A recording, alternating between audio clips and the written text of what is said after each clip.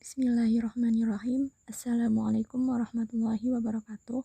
Perkenalkan, kami dari kelompok 8 yang beranggotakan Novita Al-Hikmah NIM 102 dan Maulidah Zulfa Fahriyani NIM 133. Di sini kami akan sedikit menjelaskan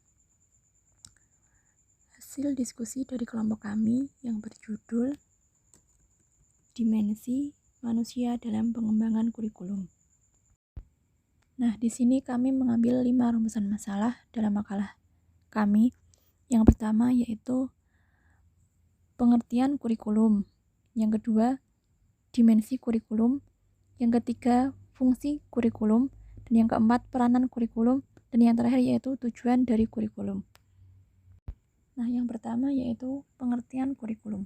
Pada awalnya, istilah kurikulum digunakan dalam dunia olahraga yang berasal dari kata kurir, yaitu pelari, dan kurer yang berarti tempat berpacu. Kemudian, kurikulum diartikan sebagai jarak yang harus ditempuh oleh pelari dari start sampai finish. Nah, pengertian ini kemudian diterapkan dalam bidang pendidikan. Sehingga dalam konteks pendidikan, kurikulum berarti jalan terang yang dilalui oleh pendidik atau guru dengan peserta didik untuk mengembangkan pengetahuan, keterampilan, dan sikap serta nilai-nilai. Nah, sehingga dapat disimpulkan bahwa kurikulum merupakan seperangkat rencana dalam pembelajaran yang harus dicapai dalam menempuh sebuah pendidikan. Nah, kemudian ada 3 komponen yang termuat dalam kurikulum, yaitu tujuan, isi, dan bahan pelajaran, serta cara pembelajaran baik yang berupa strategi pembelajaran maupun evaluasinya. Nah, yang kedua yaitu dimensi kurikulum. Dimensi kurikulum di sini kami terdapat 6 dimensi kurikulum. Di antaranya yang pertama yaitu kurikulum sebagai ide. Nah, ide itu bersifat dinamis, yaitu dapat atau akan selalu berubah mengikuti perkembangan zaman. Ide atau gagasan tentang kurikulum hanya ada dalam pemikiran seseorang yang terlihat dalam proses pendidikan, baik secara langsung maupun tidak. Yang kedua yaitu kurikulum sebagai suatu rencana tertulis. Nah, pada dimensi ini menjadi banyak perhatian orang karena wujudnya dapat dilihat, mudah dibaca, dan dianalisis. Jadi, dimensi kurikulum ini pada dasarnya merupakan realisasi dari kurikulum sebagai ide. Nah, yang ketiga yaitu kurikulum sebagai suatu kegiatan. Maksudnya yaitu dalam dimensi ini, kurikulum yaitu suatu yang sesungguhnya terjadi dan real di lapangan. Peserta didik mungkin saja memikirkan kurikulum sebagai kenyataan. Antara ide dan pengalaman mungkin sejalan, tapi mungkin tidak. Kurikulum sebagai ide dengan kurikulum sebagai kegiatan merupakan suatu rangkaian yang berkesinambungan, kesatuan yang utuh. Dan yang keempat yaitu kurikulum sebagai hasil belajar. Hasil belajar sebagai bagian dari kurikulum terdiri atas berbagai domain, seperti pengetahuan, keterampilan sikap, dan lain-lain. Dan yang selanjutnya, yang kelima yaitu kurikulum sebagai suatu disiplin ilmu. Kurikulum sebagai suatu disiplin ilmu memiliki konsep, prinsip, prosedur, asumsi, dan teori yang dapat dianalisis dan dipelajari oleh pakar kurikulum, peneliti kurikulum, guru atau calon guru, kepala sekolah, pengawas, atau tenaga pendidikan lainnya yang ingin mempelajari tentang kurikulum. Dan yang terakhir yaitu kurikulum sebagai suatu sistem. Sistem kurikulum merupakan bagian yang tak terpisahkan dari sistem pendidikan, sistem persekolahan, dan sistem masyarakat. Nah, yang selanjutnya yaitu fungsi kurikulum. Menurut Alexander Inglis, fungsi kurikulum terbagi menjadi 6. Yang pertama yaitu fungsi penyesuaian. Karena individu hidup dalam lingkungan, sedangkan lingkungan tersebut senantiasa berubah dan dinamis, maka setiap individu harus mampu menyesuaikan diri secara dinamis.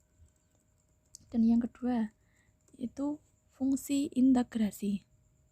Nah, karena individu itu merupakan bagian internal dari masyarakat, maka pribadi yang terintegrasi itu akan memberikan sumbangan dalam rangka pembentukan atau pengintegrasian masyarakat. Dan yang ketiga yaitu fungsi diferensiasi. Kurikulum perlu memberikan pelayanan terhadap perbedaan-perbedaan perorangan dalam masyarakat. Dan yang keempat yaitu fungsi persiapan. Nah, kurikulum berfungsi mempersiapkan siswa agar mampu melanjutkan studi lebih lanjut untuk jangkauan yang lebih jauh atau terjun ke masyarakat. Dan yang kelima yaitu fungsi pemilihan. Nah, dalam fungsi ini, antara keperbedaan dan pemilihan mempunyai hubungan yang erat. Pengakuan atas perbedaan berarti pula diberikan keempatan bagi seseorang untuk memilih apa yang diinginkan dan menarik minatnya. Dan yang keenam yaitu fungsi diagnostik. Nah, salah satu segi pelayanan pendidikan adalah membantu dan mengarahkan para siswa agar mampu memahami dan menerima dirinya sehingga dapat mengembangkan semua potensi yang dimiliki. Nah, yang keempat yaitu peranan kurikulum. Ada 3 peranan kurikulum yang sangat penting, yakni peranan konservatif, peranan kritis atau evaluatif, dan peranan kreatif. Yang pertama yaitu peranan konservatif. Maksudnya, dengan peranan konservatif, sekolah sebagai suatu lembaga sosial dapat memengaruhi dan membina tingkah laku siswa sesuai dengan berbagai nilai sosial yang ada dalam masyarakat, sejalan dengan peranan pendidikan sebagai suatu proses sosial. Nah, yang kedua yaitu peranan kritis atau peranan evaluatif.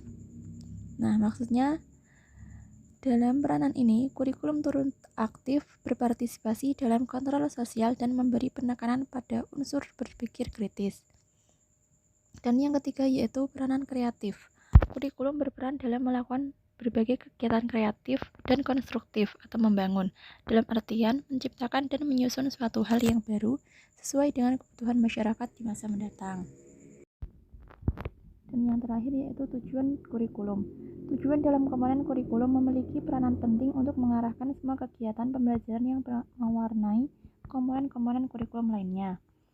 Nah, tujuan kurikulum yang pertama yaitu perkembangan tuntutan, kebutuhan, dan kondisi masyarakat.